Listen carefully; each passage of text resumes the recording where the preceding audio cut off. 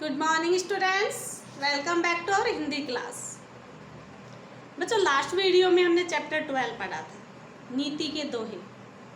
हमने पढ़ा था कि रहीमदास जी ने छोटे छोटे दोहों के माध्यम से किस प्रकार मानवता का पाठ हमें सिखाया था। उनके दोहों में जो सीख थी वो हमने ग्रहण की थी। तो बच्चों, आज हम इस चैप्टर के प्रश्न उत्तर करेंगे। तो आइए शुरू करते हैं। प्रश्न नंबर 1, मेहंदी बांटने वाले की तुलना करते हुए कवि ने क्या कहा है? मेहंदी बांटने वाले की तुलना करते हुए कवि ने क्या कहा है? कवि ने कहा है कि जिस प्रकार मेहंदी बांटने वाले के शरीर पर भी उसका रंग लग जाता है, उसी प्रकार परोपकारी का शरीर भी सुशोभित रहता है। कवि ने यह बताया है कि जिस प्रकार मेहंदी बांटने वाले व्यक्ति को मेहंदी का रंग लग जाता है, उसी प्रकार परोपकार करने वाले व्यक्ति का शरीर भी परोपकार से सुशोभित हो जाता है। नेक्स्ट हमारा क्वेश्चन है, मोती मनुष्य और चूना के लिए कवि ने क्या कहा है? तो जो कवि ने कहा है कि मोती की चमक, मनुष्य की इज्जत यानी कि विनम्रता, वह चूना से पानी चले जाने पर उनका कोई मोल नहीं रहता है। यदि मोती की जो आभा है, उसकी जो चमक है वो चली जाए, और मनुष्य की जो इज्जत है, उसकी जो विनम्रता है वो चली जाए, और चूना से पानी चला जाए, तो इन तीनों का कोई मूल्य नहीं रह जाता है, कोई मोल नहीं रहता इनका। उत्तम प्रकृति वाले लोगों की क्या विशेषता होती है? उत्तम प्रकृति के लोग बुरी संगति में भी अपना स्वभाव नहीं बदलते।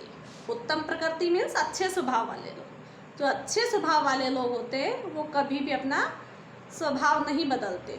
जैसे चंदन विष व्यापे नहीं, लपटे रहत भुजंग। जैसे सांप के संपर्क में आने पर भी, सांप चंदन से लिपट जाता है, उसके बाद भी चंदन कभी विष नहीं व्यापता, वो तो हमेशा सुगंधी ही देता है।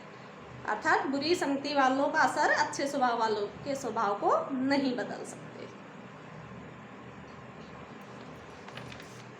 सज्जन पुरुष धन दौलत किसके लिए एकत्र करते हैं? तो बच्चों, सज्जन पुरुष जो होते हैं वो परोपकार के लिए, दूसरों की भलाई के लिए। सज्जन पुरुष धन दौलत दूसरों की भलाई के लिए एकत्र करते हैं। एकत्र मीन्स इकट्ठा। दूसरों की भलाई के लिए सज्जन पुरुष धन दौलत इकट्ठा करते हैं। बच्चों, ये है हमारे क्वेश्चन आंसर। अब हम इस चैप्टर की बुक एक्सरसाइज फिल करेंगे। बच्चों, यहाँ कुछ दोहे लिख रखे हैं, उनमें से कुछ लाइन मिसिंग है, कुछ वर्ड मिसिंग है, जिन्हें हमें कंप्लीट करना है।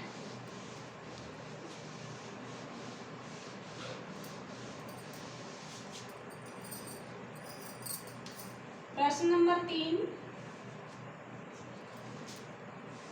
रहीमन धागा प्रेम का। इस पंक्ति को पूरा करेंगे। मत तोड़ो चटकाए।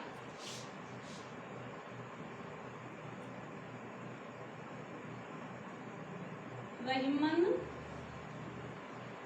धागा प्रेम का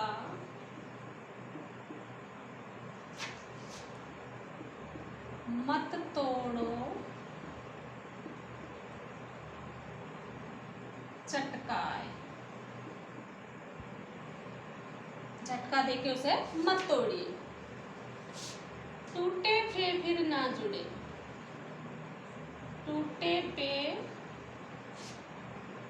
फिर न जुड़े,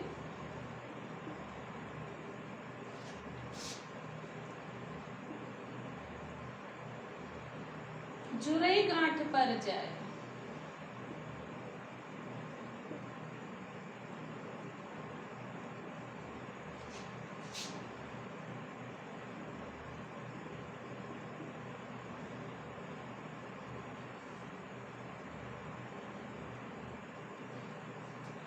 रूठे सुजन मनाइए।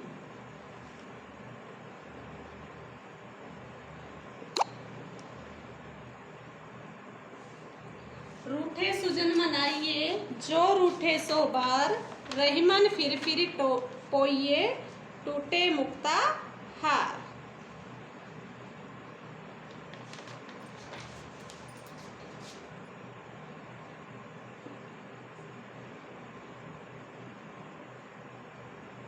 सुखे सुजन मनाइए,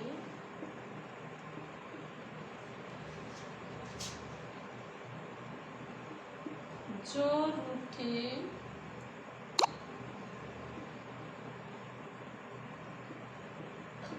सो बार।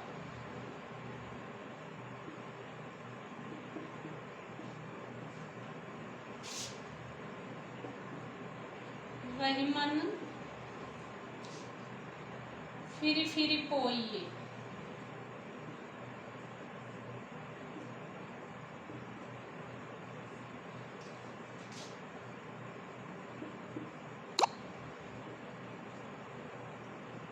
टूटे मुक्ताहार।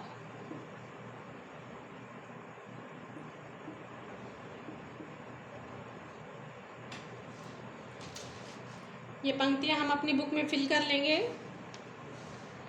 उसके बाद अगला जो हमारा प्रश्न है वो है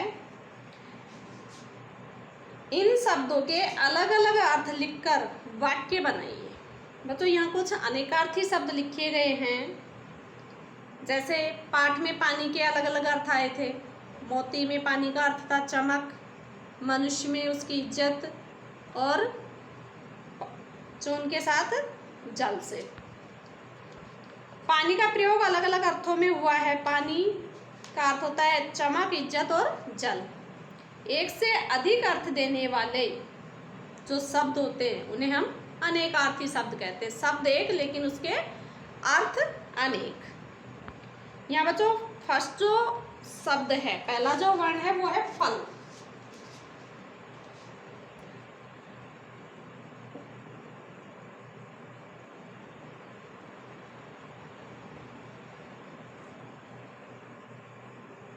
बच्चों फल का एक तो अर्थ होता है नतीजा।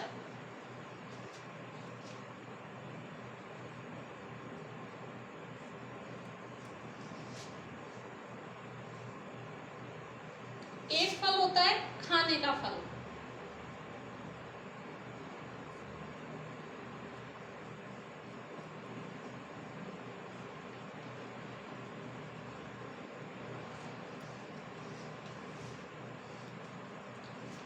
फल मीन्स या तो हम नतीजा कहें या हम परिणाम भी कह सकते हैं इसे।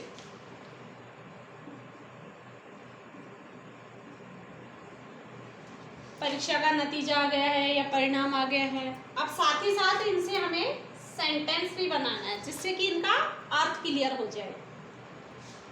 जैसे कि फल, परीक्षा परिणाम देखकर मोहन खुश हो गया। परीक्षा परिणाम, परीक्षा का नतीजा, परीक्षा परिणाम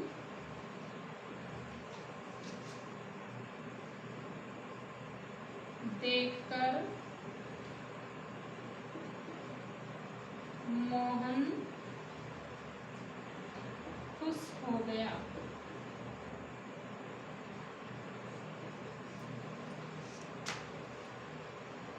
अब दूसरा है खाने का फल।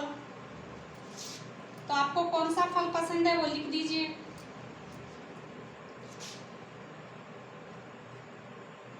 मुझे आम का फल बहुत पसंद है।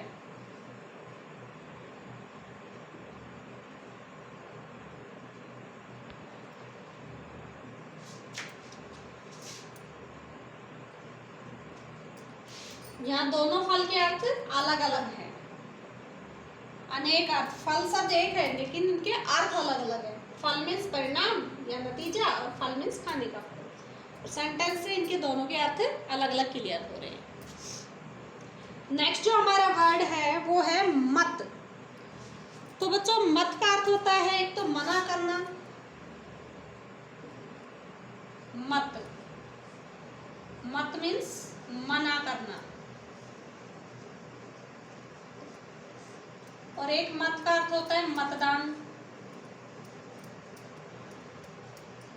जिन्हें आप वोट भी कहते हैं। मत का दान करना, वोट डालना, उसे हम मतदान कहते हैं। तो यहाँ मत का अर्थ तो हो गया जैसे कि फूल मत तोड़ो, तो यहाँ तो मत का अर्थ मना करने के रूप में हो गया कि मत तोड़ो, और यहाँ मतदान, जैसे कि आज मतदान होगा या फिर आज मतदान है।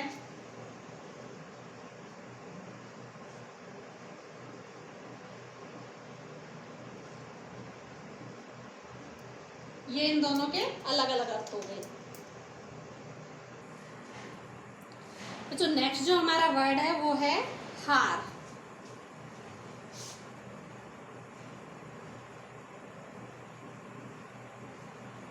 एक तो हार का अर्थ होता है पराजय,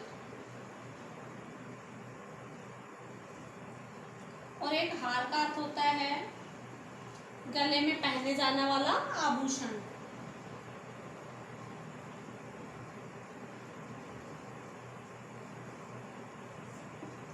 गले का हार।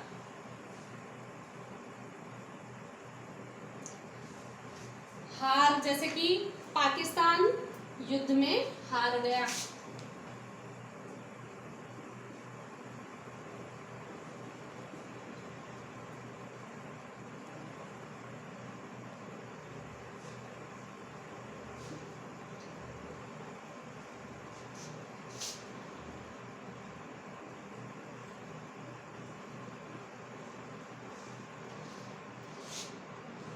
एक गले का हार, सीमा ने जो हार पहना है वो बहुत सुंदर है।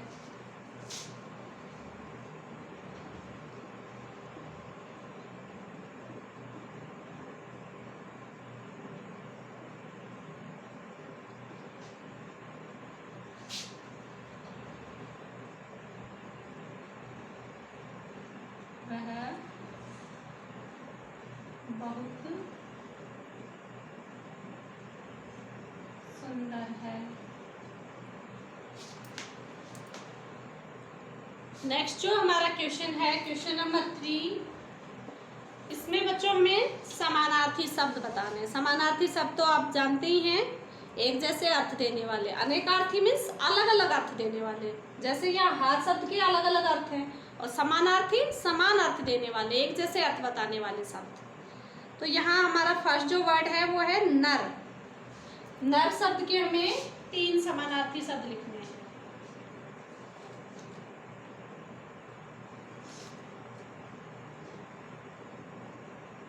जैसे कि नर मीन्स मनुष्य,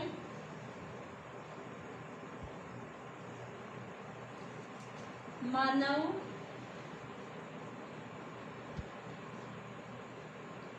आदमी।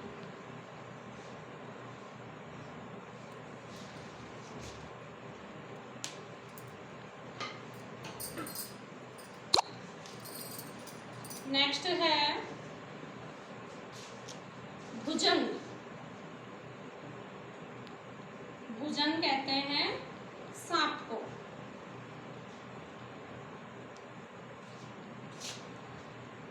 सांप,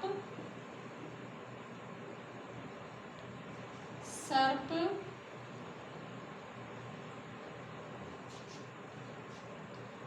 नाग, विषधर, बहुत सारे होते हैं। नेक्स्ट जो वर्ड है हमारा वो है विष। तो बच्चों विष का अर्थ होता है जहर।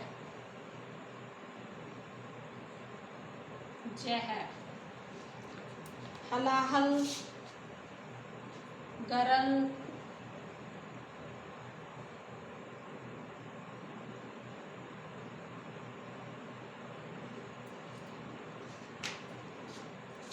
और नेक्स्ट जो वर्ड है हमारा वो है सरोवर।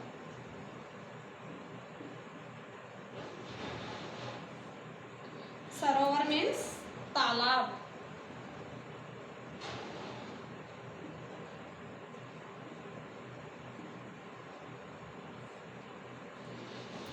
तालाब, ताल, जलाशय, या फिर सर भी कह सकते हैं। तो ये थे हमारे समानार्थी शब्द। नेक्स्ट है पाठ में से निम्नलिखित शब्दों के तुक वाले शब्द चुनकर लिखिए। यहाँ हमें एक जैसे तुक वाले शब्द बताने हैं।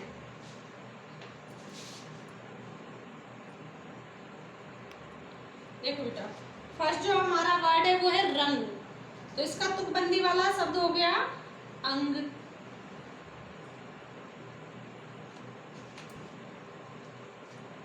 नेक्स्ट है चून, तो इसका हो गया सून। अगला है पियही, तो इसका हो गया संचही।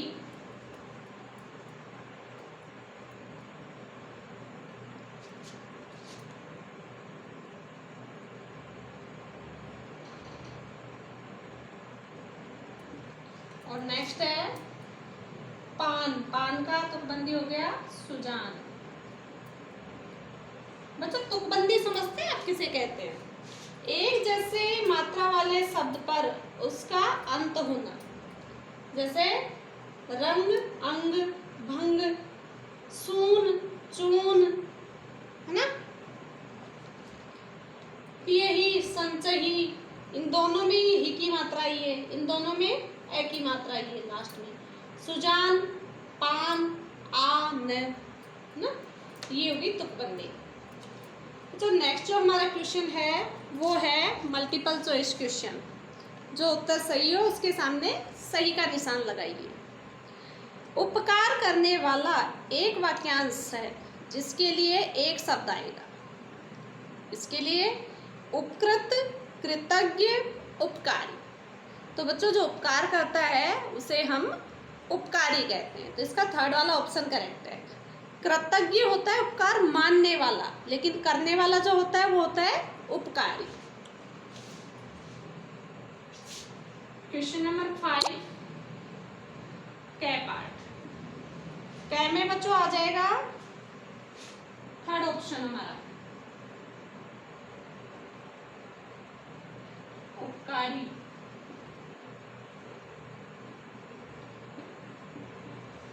नेक्स्ट है इनमें से स्त्रीलिंग शब्द है विष, पानी, संपत्ति। विष शब्द है जो पुल्लिंग है, पानी भी पुल्लिंग है। यहाँ संपत्ति शब्द जो है वो स्त्रीलिंग है, तो इसमें थर्ड ऑप्शन हमारा करेक्ट है।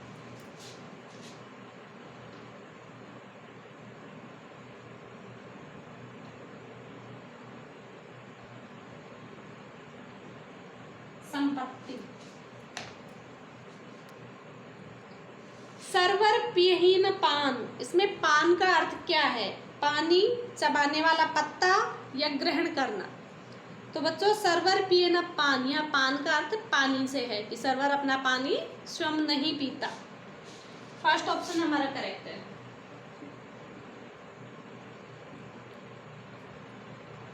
पानी।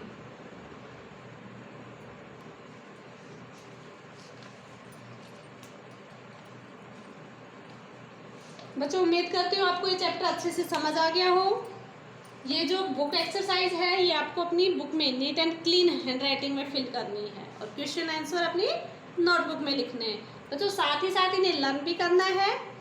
आज के लिए इतना ही काफ़ी, मिलते हैं नेक्स्ट वीडियो में। तब तक के लिए बाय बाय, टेक केयर।